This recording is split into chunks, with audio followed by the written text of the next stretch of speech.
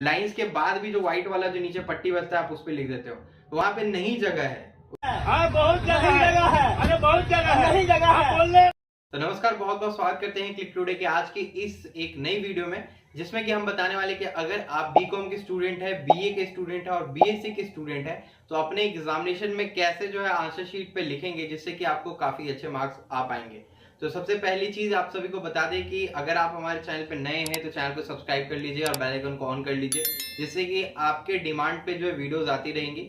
हालांकि ये वीडियो भी जो है डिमांड पे ही बनाई जा रही है। काफी सारे छात्रों का ये कहना था कि हमें बताइए कि हम अपने एग्जामिनेशन में किस प्रकार से जो है आंसर शीट पे आंसर देंगे जिससे कि मार्क्स अच्छे आएंगे सब्जेक्टिव पेपर में। ऑब्जेक्टिव की अगर बात करें तो ऑब्जेक्टिव में आपको लिखना नहीं पड़ता है, सिर्फ ओएमआर शीट पर जो है आपको गोला करके भरना होता है सही आंसर को। लेकिन सब्जेक्टिव में जब बात आती है तो आपको लिख करके उसका उत्तर देना पड़ता है, जिसका उत्तर देते देते जो है काफी सारे छात्र या तो परेशान हो जाते हैं या तो उनको कुछ कंटेंट नहीं मिल रहा होता है और वो काफी कम पेज लिख पाते हैं ग्रेजुएशन में। तो देखिए, ग्रेजुएशन में आते ही आपको जो है सबसे ज्यादा लिखना पड़ता है, यानी कि जहां तक कि आप 12th में एक दो पेज में जो है आंसर दे करके छोड़ देते थे, वही ग्रेजुएशन में आते ही 4-5 पेज 6 पेज तक जो आपको एक क्वेश्चन का आंसर लिखना पड़ता है। तो यहाँ पे आपको ये चीजें समझनी सबसे ज्यादा जरूरी। ग्रेजुएशन में जो है आपको लेंथ बहुत मैटर करता है, आंसर का लेंथ बहुत ज्यादा मैटर करता है, यानी कि जब भी कभी आप आंसर लिख रहे होंगे आंसर शीट पे तो आपको अपने आंसर को सही तरीके से साथ ही साथ जो है आपको उसे लंबा भी लिखना पड़ेगा, एक्सप्लेन भी लंबा करना पड़ेगा।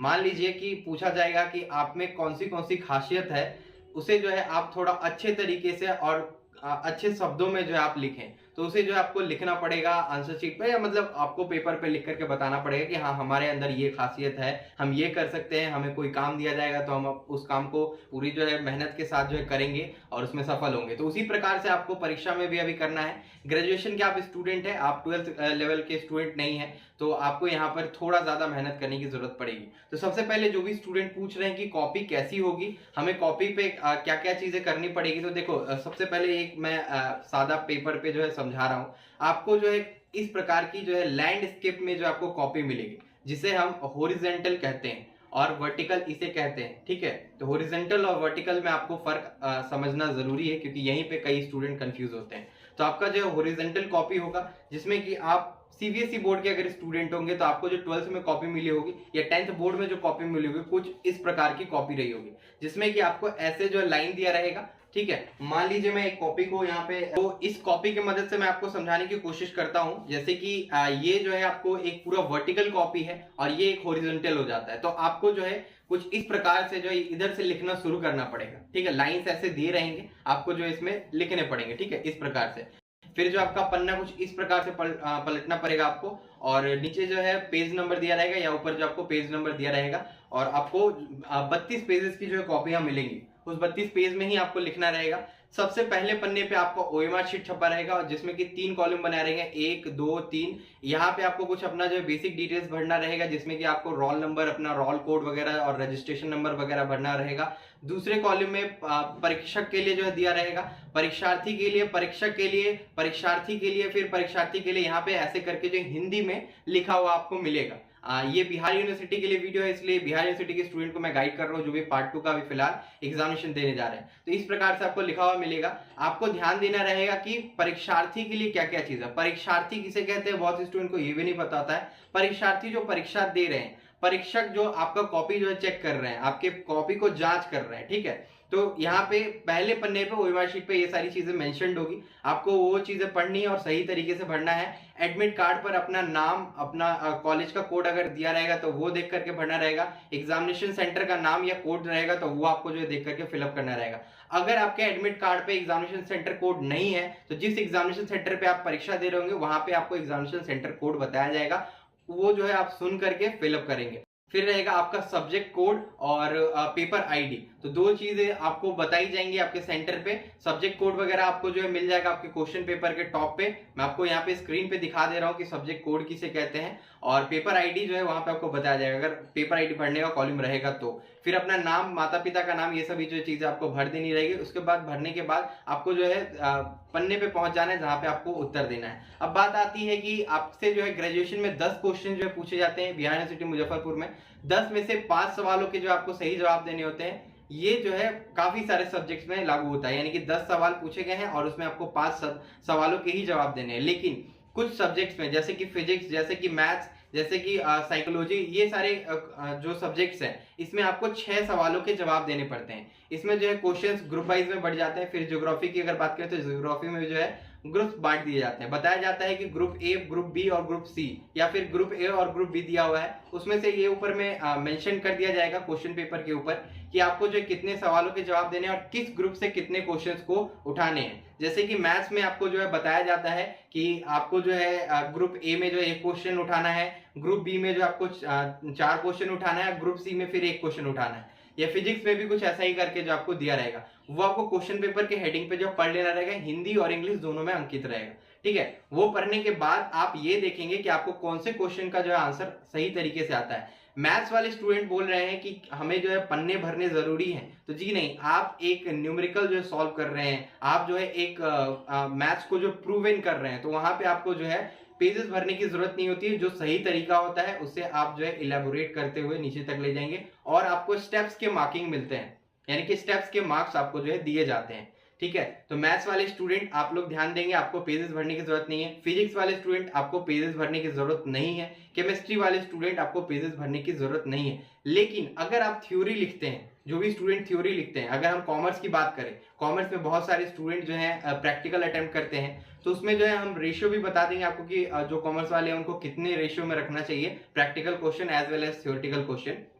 तो कॉमर्स वाले अभी ध्यान देंगे, कॉमर्स के जितने भी स्टूडेंट लिख रहे होंगे अपना एग्जामिनेशन का आंसर शीट, तो उसमें जो है आपको 4:1 का रेशियो रखना पड़ेगा, यानी कि 4 प्रैक्टिकल आप अटेम्प्ट कर लो और एक जो है थ्योरेटिकल क्वेश्चन को अटेम्प्ट कर लो, या फिर 3 प्रैक्टिकल और 2 थ्योरेटिकल अटेम्प्ट कर लो।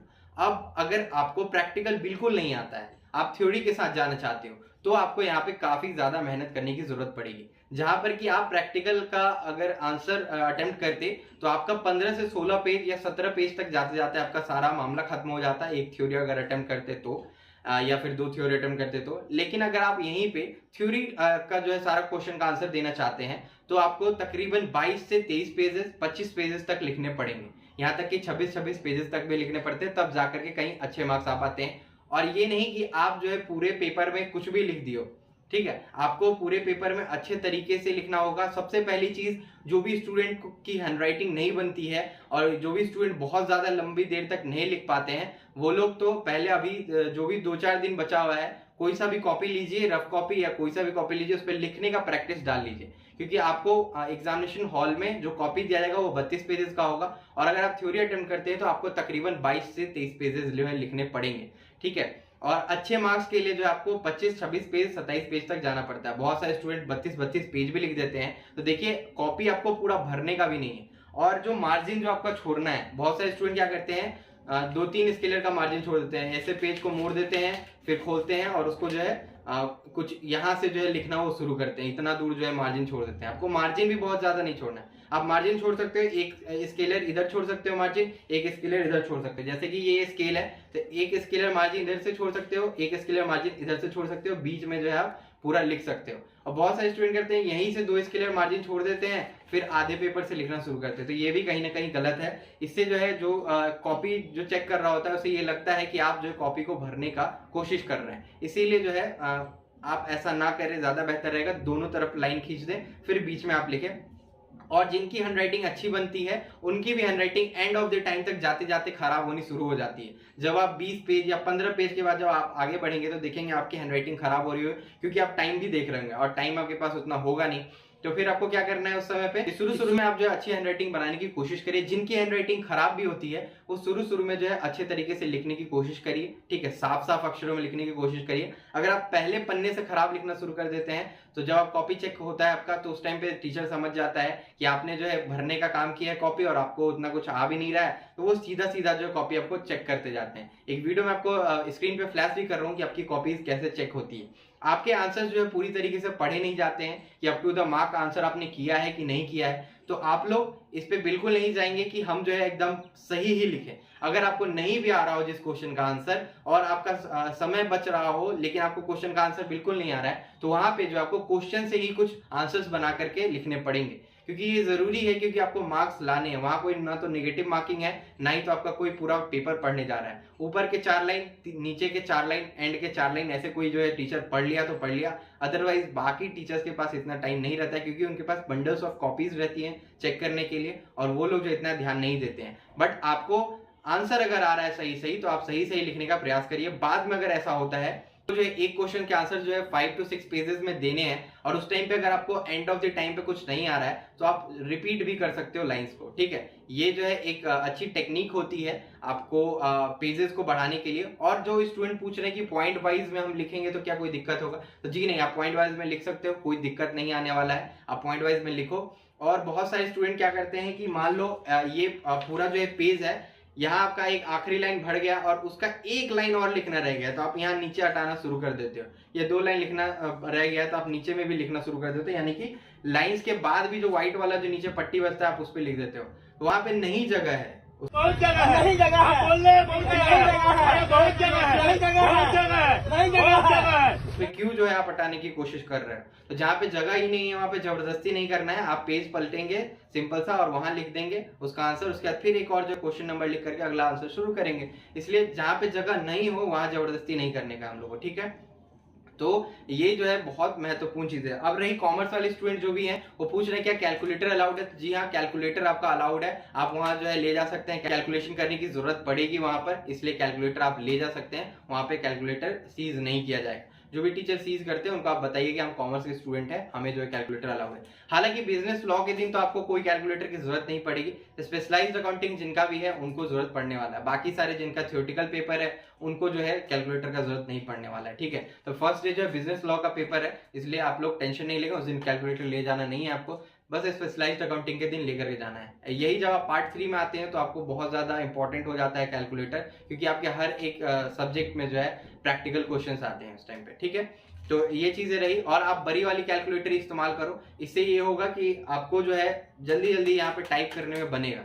छोटा कैलकुलेटर आप ले जाओगे तो फिर उसका बटन टिपने में भी थोड़ा टाइम लगता है, ठीक है। इसलिए आप जो है बड़ी कैलकुलेटर का उपयोग करें। तो ये तो हो गया कॉमर्स वालों के लिए। साइंस वाले जो भी मैथ्स के हैं उनको पेजेस भरने की जरूरत नहीं है, आप स्टेप वाइज जो है सॉल्यूशन देते जाइए और सही सही सॉल्यूशन दीजिएगा तो आपको उसके भी मार्क्स मिलेंगे, साथ ही साथ स्टेप्स के भी मार्क्स मिलेंगे। फिजिक्स के रहे स्टूडेंट जो भी थ्योरेटिकल अटेम्प्ट करेंगे उनको 5 to 6 पेजेस लिखने की जरूरत पड़ेगी, 7 पेजेस तक भी लिखने पड़ेंगे, क्योंकि आपको पेजेस भी भरने हैं। और जो भी प्रैक्टिकल अटेम्प्ट करेंगे उनको टेंशन नहीं लेना है कि हाँ हमें 22 पन्ना 23 पन्ना भरना है क्या, नहीं, आप 15 16 17 तक भी जाएंगे तो कोई दिक्कत नहीं है, उतना पेजेस आपका आराम से भर जाने वाला है। और आपके पास सफिशिएंट स्पेस है, सफिशिएंट पेज है, आपको घर से कोई पेज नहीं ले जाना है, या पेज के लिए आपसे जो है कोई एक्स्ट्रा चार्ज नहीं किया जा रहा है, तो आप लोग भरिए और जगह छोड़ छोड़ के थोड़ा सा लिखिए, थोड़ा हटा हटा के, एकदम सटा सटा के नहीं लिखेंगे, जगह आपके पास बहुत ज्यादा है, ठीक है। इस जगह पे जो है बहुत ज्यादा विवाद चल रहा था, तो इस पे जो है आप लोग मीम्स भी बहुत सारे देख रहे होंगे।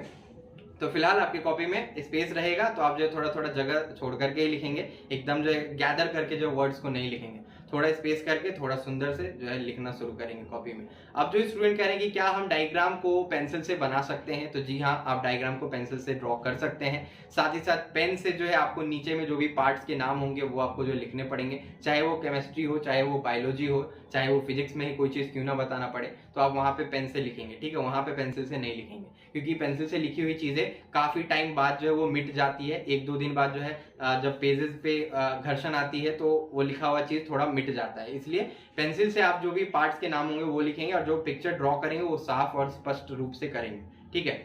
और जो भी स्टूडेंट कह रहे हैं कि जो कॉपी हमारा रहेगा वो कैसा रहेगा, तो हमने आपको बताया 32 पेजेस की कॉपी रहेगी। फर्स्ट पेजेस पे ओएमआर शीट रहेगा, सेकंड से आपको जो है स्टार्ट करने हैं, और शुरू में जो आप टाइम अपना देंगे वो क्वेश्चन को ज्यादा पढ़ने पे देंगे। पहले आप ये देखेंगे कि आपका कौन सा क्वेश्चन कंफर्म है कि आपको याद है, उसका आंसर आप पहले करेंगे। उसके बाद जो क्वेश्चन का आंसर आपको सही तरीके से नहीं आ रहा है उसका आंसर आप सबसे एंड में करने की कोशिश करेंगे, ठीक है। और क्वेश्चन पेपर के ऊपर सारा इंस्ट्रक्शंस मेंशन होगा कि आपको 5 क्वेश्चन के जवाब देने हैं या 6 क्वेश्चन के जवाब आपको देने हैं, कौन से ग्रुप से कितने क्वेश्चन को उठाने हैं, ये सारी चीजें क्वेश्चन पेपर के फ्रंट पेज पे मेंशन की रहेगी। तो ये सारी डिटेल्स भी आप पढ़ लेंगे, और ओएमआर शीट पर गंदगी नहीं करेंगे। ओएमआर शीट पे जो भी फिल करना है वो एक बार में ही सही तरीके से करेंगे, और आप जो व्हाइटनर का इस्तेमाल वहां पे करना चाहते हैं वो बिल्कुल नहीं करेंगे। वहां पे आपको जो चुनना पुचारा नहीं करना है, क्योंकि वो एग्जामिनेशन है, वो घर का कॉपी नहीं है जिसपे कि आप व्हाइटनर यूज करेंगे। आपको सही तरीके से सोच समझ करके, काफी सारे स्टूडेंट जो ओएमआर शीट में ज्यादा टाइम लगा देते हैं,